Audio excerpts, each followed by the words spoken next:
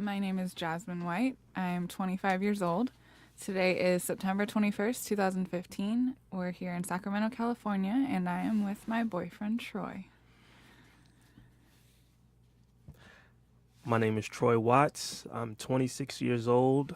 Today's date is September 21st, 2015. We're here in Sacramento, California, and Jazmin White is my girlfriend and the mother of my child. You want to start? Or you want me to start? You can start. Okay, so what was the happiest moment of your life? The happiest moment of my life was the day our daughter, Marco, was born. She's the greatest thing to ever happen to me ever. So I'm still kind of riding a high off when we found out you were pregnant. Yeah. Yeah, I guess that would be mine too. That It was a lot of hard work though. Yeah. That was really kind of terrible, but she was worth it. She's cute enough. Yeah. Yeah. Childbirth is pretty gross. But she's healthy. We're happy. She seems pretty happy. So I'm okay with that. Yeah, now that she's eating. Yeah. Do you want to talk at all about that day? Like what you remember from the actual day? Yeah, we can talk about it. So she can know, right? how much work we went through for her. Yeah. Well, before you started having contractions and stuff like that, I was like picturing me being at work and you calling me like, Being all dramatic. It's happening. Yeah, you know what I mean? I guess being a first-time parent, you only have to go off of what's on TV and in the movies and stuff like that. But it really wasn't as intense as I thought it would be. Like, when you were having contractions, we were watching TV. And in the beginning. Yeah. But the, it didn't happen the way you'd think it would. But we went to the hospital. Stayed up all night with the contractions, though. Yeah, you slept. I stayed up all night. I didn't sleep. You slept a little bit. I slept a little. More than I did. A little bit more than you did. But I was scared, so I couldn't really sleep. But, yeah, and driving to the hospital and thinking we were going to get sent home because, you weren't that far enough dilated, but it turns out you were halfway there. Yeah, that was good. I'm glad we didn't get sent home. I know. I was in so much pain. Man, it was just crazy. And yeah. I was just surprised at how prepared we were. We really were. I'm not used to being that prepared for anything. Like, I don't prepare for anything. And, the fact that we were prepared for the hospital, we were prepared for the baby and everything like that, it makes me feel good. It makes me happy. It makes me feel like I've really come a long way because I don't plan for anything, so clearly. But, yeah. How did you feel that day? Well, I wanted to go natural, and that didn't happen. That was really I don't know. I don't know what I thought. I thought that I was going to be able to take that kind of pain, but it was really, really bad. So I'm glad that I got the epidural. Yeah. But, and then waiting all day. I did not think we were going to be in the hospital that long. Yeah. Like checking in at 9:30 and then not having her until 2 a.m. That was a long time to wait. Yeah, I know. But once she was out, I was so glad she was out because that was scary. Mm-hmm. All the because her heart rate kept dropping, and then they had to rush in all the I guess nurses and doctors and everybody, technicians came in the room, and there was like 15 people in the room all at once. Yeah, that's pretty crazy. And they used a little vacuum on her head. She came out with a cone head. Mm-hmm. But you're 11 days old now, and it's back to its regular shape, so that's good. But yeah, and then when it was over, it was over. And I guess it's really true what they say about moms having amnesia and giving birth, because I don't know. It was definitely worth it. And I'm sure in a few years I'll be like, oh yeah, I want another one. It was totally fine. But it was pretty painful. sleepy baby. Yeah.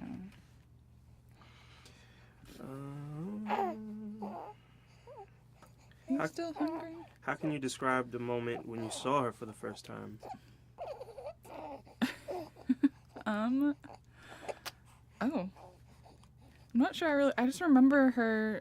I remember when they took her and they had to clear out all her, like, her nose and her mouth from all the fluid that she didn't get out and everything. I just remember, like, staring at her and being like, oh my gosh, there's a baby. It's my baby. And then I remember thinking how Asian she looked, which I thought was so funny because I'm only a quarter Japanese and she just looked like the most Asian little thing. Straight black hair and her eyes and pale skin and everything. Mm-hmm. Although I know all babies are pale, but yeah, guess that my grandma's genes are strong. Yeah, definitely. What about you? I was just like in shock. Like, I was just like, whoa, you know. Seeing her come out was pretty scary. I bet. Like, very scary. I wasn't looking, but like when they pulled her up, I'm just like, whoa, that is a scary thing. Yeah. But she just looked so pretty. It was just crazy. But that was just like, everything was quiet, and all I could see was the baby. Like, it was like nobody in the room. Yeah, there's a lot of people in the room. I know, but it was just crazy, man. I was happy, so happy. And you cut the cord, and you said you And weren't I cut going the to. cord. I thought it was gonna be really gross. Oh, it wasn't gross. It was gross. I was gonna say, I feel like it was still pretty gross. But it was, I don't know, it just didn't seem as gross as I, Yeah. kind of stood up to cut it. I was just like, you know what, I'm gonna do it. But then when, like, in the middle of it, I was kind of like, oh, I can't. But I did it. It was gross. That's going on record that it was gross. But, didn't hurt the baby, of course. And now her little stump is about to fall off soon, so. Yeah. Should have a real life belly button. Yeah, it's about time. 'Cause I'm kind of tired of looking at that thing. Oh gosh.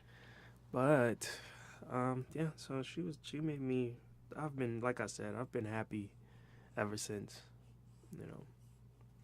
I didn't, when we first found out that you were pregnant, I was happy. Like, I've never been this happy ever in my life. I can't think of any other time where I was legitimately happy for a, extended amount of time. For 9 months. Yeah. So, it's great. Especially with the due date, right? Yeah, the due date, I'm talking to the baby. You, Marco, were born 2 days before your grandma's birthday. My mom, she passed last year, and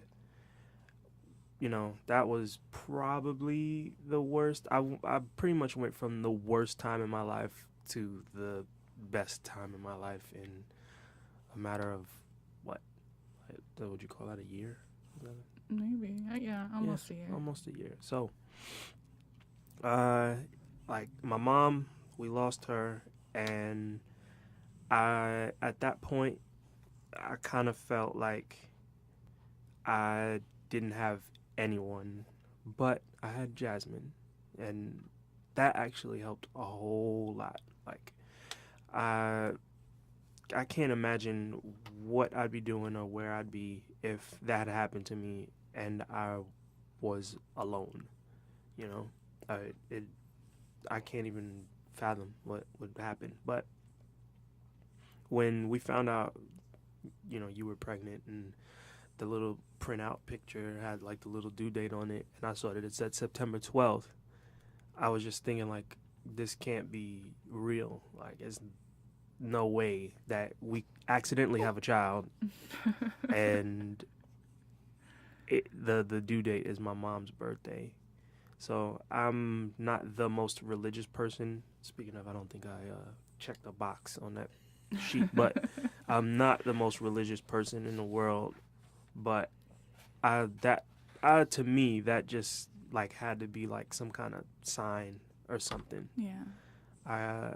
you know, and it's not even because it's her birthday, but it's just like so many things surrounding that. Like I said, this is a completely random act of God, but it somehow, you know, correlates to my mom, and it turned out to be a little girl, and then I'm just like, Yeah. you can't make this stuff up. So, you know, you know, I was. It'd have been great if she was actually born on my mom's birthday, but the fact that like that was the due date in general was enough for me, you know, for me to just be like, this is supposed to happen, you know. She was born on September 10th, and I'm very okay with that because it's not September 11th, Right. and you know, it still carries the same weight to me. So that was just, that'll always, every time I look at this little girl, that's gonna be, I'm always gonna see my mom. She looks like her when she's asleep. She looks like her when she's awake. It's crazy. So she makes the same faces and whatnot.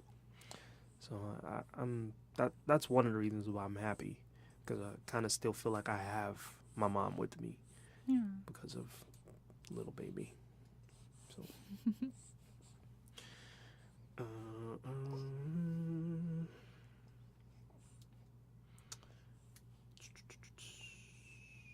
How has being a parent changed you? Well, it's only been 11 days. I know. But I don't know. I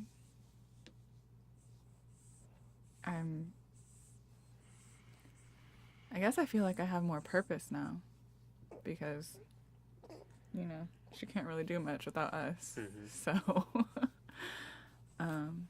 but yeah, it's made me a lot more optimistic, because I know before I was feeling like really aimless and just kind of not knowing where I was going. Like, I graduated from college. I've been out of college for almost 2 years.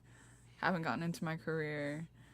And then once we found out we were having a baby, I was like, oh crap, I have to do something. I can't keep working a retail job. So now I've got the wedding planning internship thing going, and we're working on all our stuff that we want to do on the side, and then it just gives me purpose and like focus to be like a good role model for her. So I guess that's what's changed. It's given me direction and so much more love and a little bit more understanding about my mom and what she went through with me. Mm-hmm. So I guess I appreciate her more now that I know how terrible it is sometimes without any sleep. But yeah. What about you?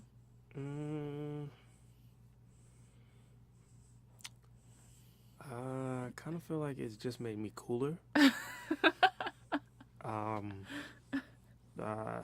No,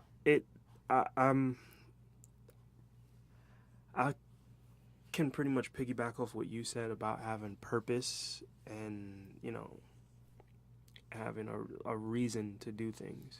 You know, I've never, I don't know, not like I tell you a lot, like I've never really had big giant dreams until fairly recently. You know what I mean? I didn't really care, to be honest, but you know, and you know, after losing both of my parents, because I lost my dad 2 years before I lost my mom, I don't know, I kind of felt like screw it all, like nothing matters, you know. Yeah. And I don't know, I feel like she's changed my whole perspective. It makes me want to work harder towards, you know, my newly formed goals and whatnot. So, you know, the whole I want to give everything I never had kind of thing. Yeah. So. Oh, baby, come on. You being difficult?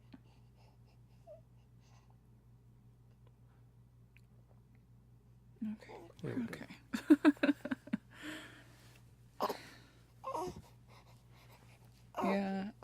I feel like sometimes I forget like how recently you lost your parents, because like, like I went through losing my dad when I was 17, so that was 8 years ago. And sometimes I don't know.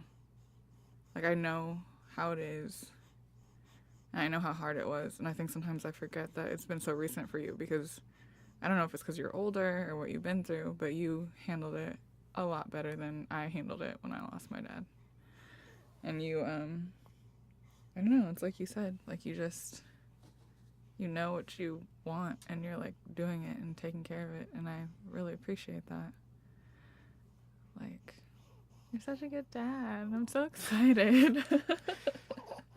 But not only that, like you're just an amazing man, and I'm really lucky that we're together. And I'm excited for us to raise our daughter and give her all that strength and all the good stuff that she needs to be a decent person in this world. Oh man, tell me about it. I don't know. I every time I look at her, I just think like she's gonna be a lady in society. So I gotta do my part. You have to do your part. We have to do our part to make sure she's like a respectable lady. Yeah, which seems hard to find these days with all the things that girls are doing now. Yeah, so that's like my biggest fear with having a daughter. Is just like, don't be a terrible person, please. Please don't be a terrible person. Right. We gotta keep her away from A lot of things. Miley Cyrus and Kylie Jenner and all those terrible teenagers. Yeah. But yeah, she'll be okay. We'll make sure of that. Yeah.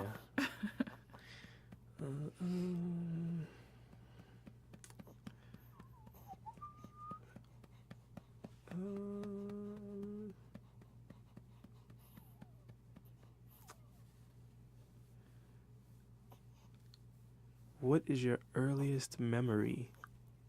My earliest memory. So when we lived in Northridge, so that was the first house that I came home to because I was born out there. Northridge is in Southern California? Yes. Okay. So yeah, I was born like in a city called West Hills, and then Northridge is in Southern California in the valley.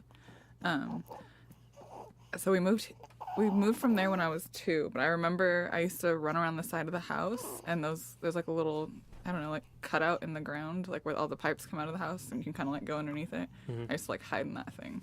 I just remember that. I don't know why. But yeah. Dirty little child. Yeah, I was. What about yours? Well, mine would probably be they're pretty vivid. So when I was probably about 1 or 2, my aunt adopted me, and I had been taken away from my mom as a newborn, and I was in the foster care system for a little while, but then my aunt came and got me out. So I think I was probably about 2 and around the time that I remember, but I used to live with my aunt and my cousin, and we stay up and watch Sailor Moon and play Sega Genesis and have dance competitions, and I had a car bed. My aunt bought me this big giant. It wasn't like a race car bed. It was like an SUV bed. Like it was a big giant Jeep thing. I always pictured it being like a little red sports car. No. This thing took up most of the room. That's pretty cool. Yeah, no, my aunt Rhonda used to spoil me. She passed when I was about 7. But yeah, my earliest memory is just being in that house. And I think I showed you that picture of my parents where they're sitting on the couch and they're kissing each other. Yeah. And that was at my Aunt Rhonda's house. She had like this wall of this mirror wall behind the couch. It was pretty cool. And yeah, and that's where I got my first bike. Man, so many things. My aunt bought me like this Spider-Man play set. It came with like slime and little action figures and I got my first pair of Jordans, 1993. Yeah, so I was 4 at that time. 2, 3, 4. From the ages 2 to like 6. That's what I remember basically. Just living in that house, being afraid of Freddy Krueger and the Chucky doll, and because she had all those movies on VHS, and of course I watched them. Oh yeah, we're not letting her watch that.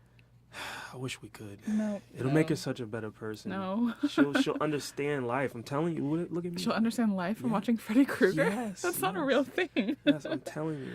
And when she wants to sleep in the bed every night until she's 10, who's going to deal with that? That won't happen. It didn't happen to me. Well, maybe because I didn't have anybody to sleep in the bed with, but... See?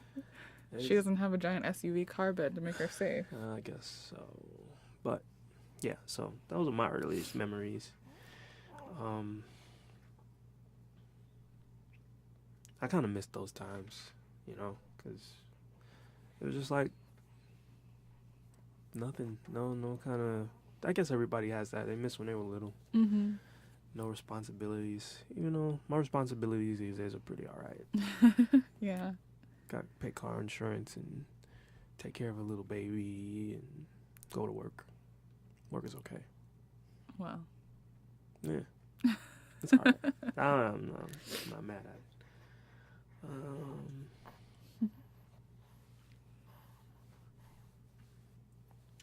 You want to talk about... Oh, how about who are your favorite relatives? My favorite relatives? Yeah, you got a lot of cousins over there, so... I have a lot of cousins. My grandma had 9 children, so I have not... Well, now she has 7 children because my Aunt Rhonda passed and my mom passed, so now she has 7. But out of those 9 children, I believe all 9 of them had kids. And some of those kids had kids, and those kids had kids. So I have tons of cousins and second cousins. It's tough. Since I have such a big family, and I'm a part of such a different generation than the cousins that I have in my age range, it's just weird. My favorite relative, I can be safe and say like my siblings.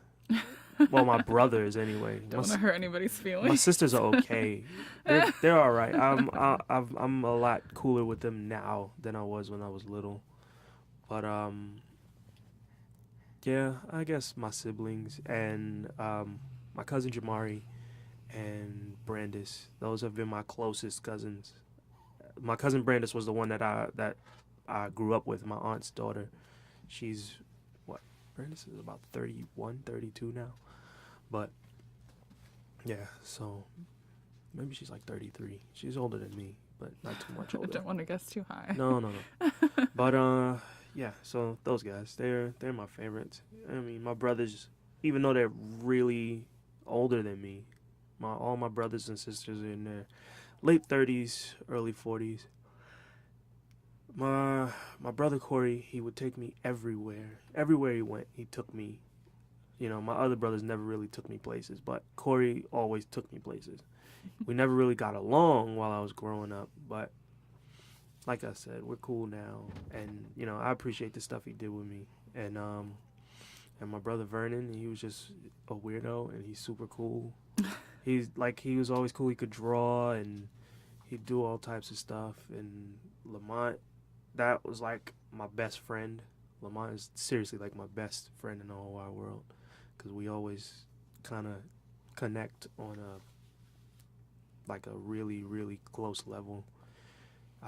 Me and him, we've stayed up till 4 or 5 in the morning playing video games and stuff like that. And he's always treated me like an equal. Even when I was little, he treated me like I was a person. So he didn't treat me like I was just a little brother and I have to do what he says and this, that, and the third. Like always, he's and it hasn't changed to this day. He looks at me, you know, like a individual. So those guys are cool. How about you? I don't know. My favorite relatives. Yeah, I really don't know. I mean, I guess because I never grew up like close to my family at all.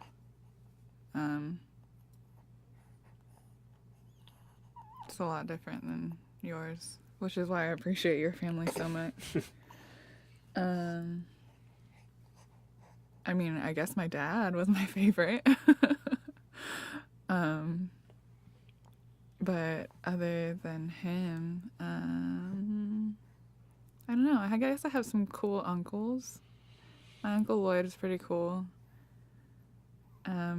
I remember, that's another one of my earliest memories, is I remember when I was like 3, they took me to the firehouse, and I remember sitting in the front of the fire truck on his lap wearing his hat. That was pretty cool. And he's the one who would always want me to draw, because he's an artist too. And so whenever I'd come to his house, he'd put me in his little art room and be like, look here, play with this and draw pictures of these cars and stuff like that. So that was cool. My grandma too. It's weird. I guess it's not weird, but I never really realized what an amazing person she was until I got older. Probably just because I was like a kid, and then I was like a selfish teenager, and then when I finally was an adult, I was like, wow, this little lady has been through a lot. And it's just amazing, like towards the end of her life, like the only thing that made her happy was seeing us happy. That's all she ever wanted. And that was really nice, because I don't know, she just wanted us to all be together. And I know she could, like, towards the end, like, my aunt and my uncle were, like, not getting along. And I know my grandma could tell. And they actually, like, mended their relationship because they knew that she could tell.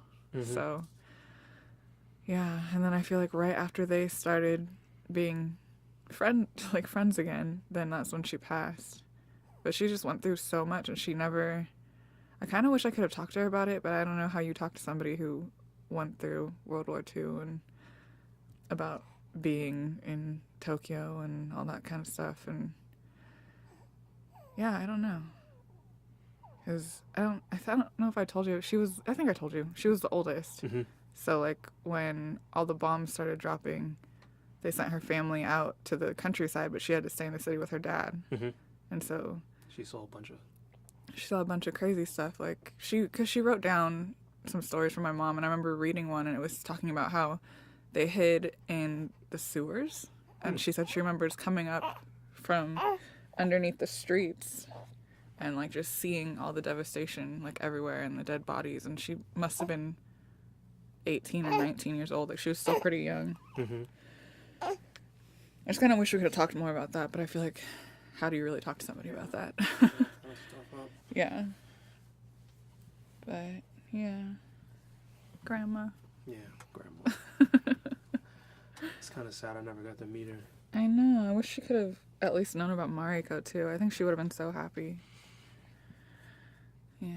See her first little great grandbaby.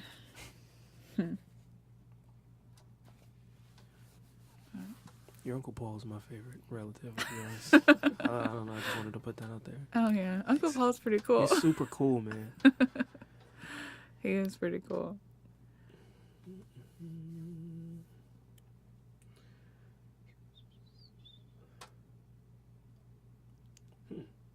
What makes us such good friends?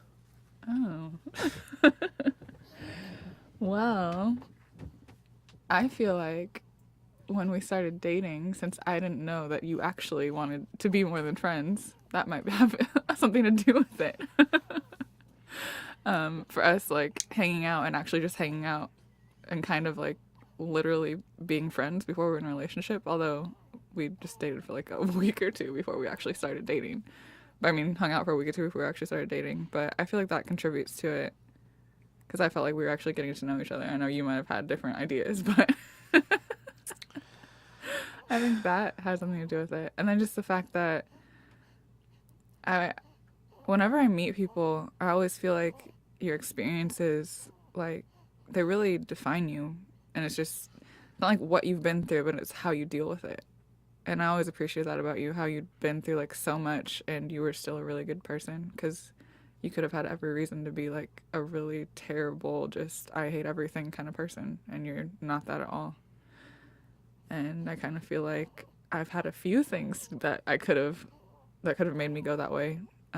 Not anywhere as much as you, and I feel like we can relate on that level. And then I feel like we're both different too. Like, people see us and want us to be something, and then they get to know us and they're like, whoa, you're totally different than I expected. And I feel like we can relate on that as well. And you're super creative and artistic, and I love that. You're all fashionable and into history and, well, I mean, like, fashion history. I'm into regular history. Okay. A little bit. Yeah. What do you think? What was the question? Why are we such good friends? Oh, because I'm hilarious. That's why. Point blank period. Because you're funny? No. Well, that's part of it. But it's because we are very different. Like, almost day and night different. But we are pretty similar in a lot of instances. And,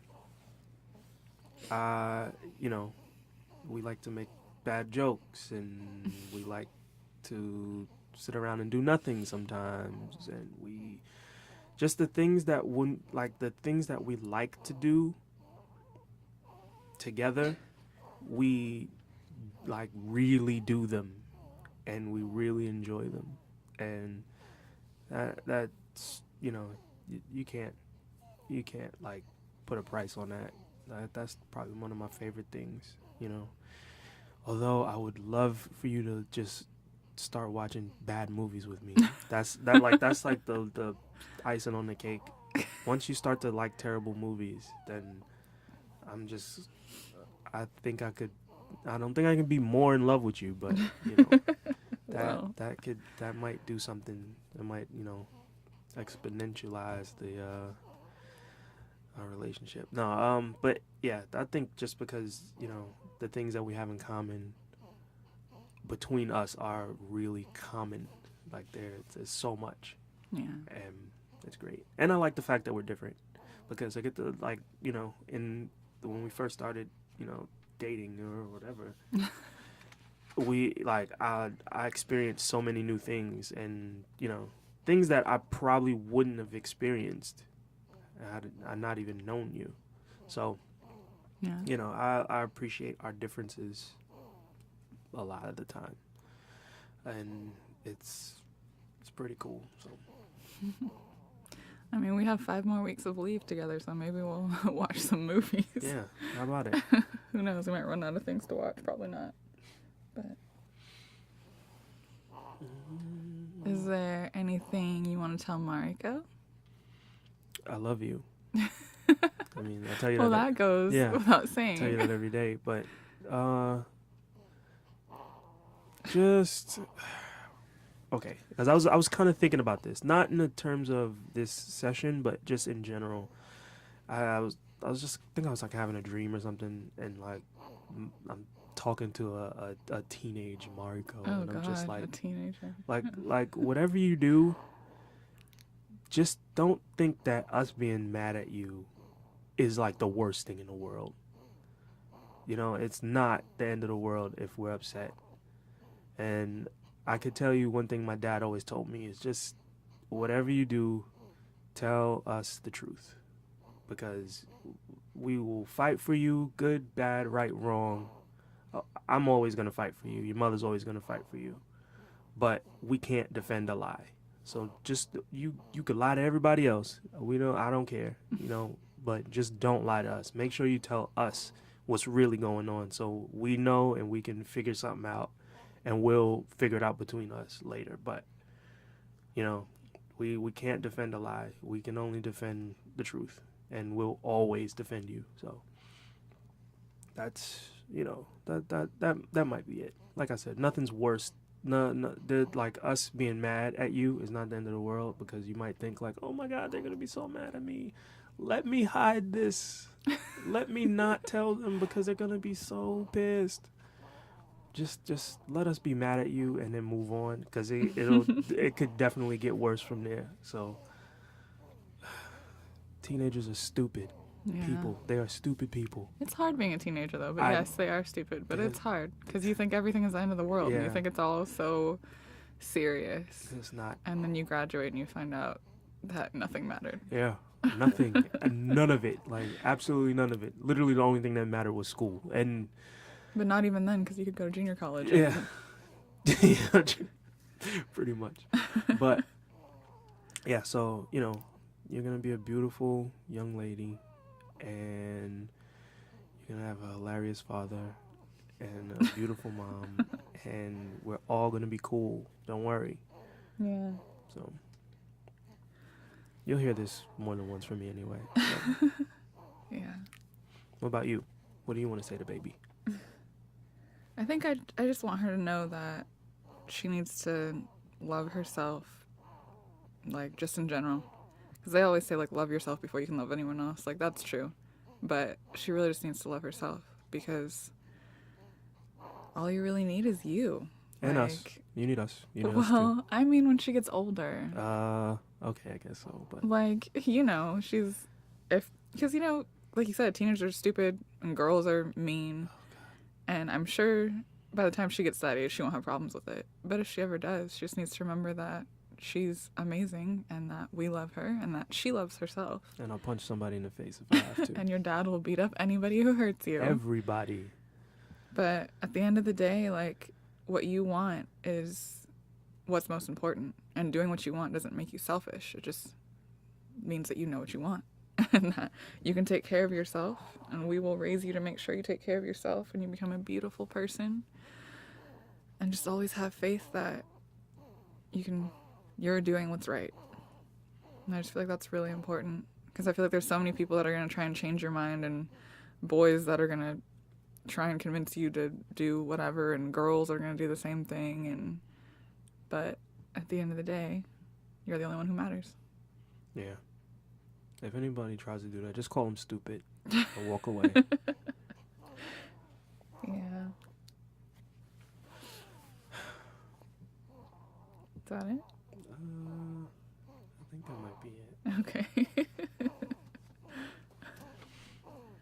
Last words.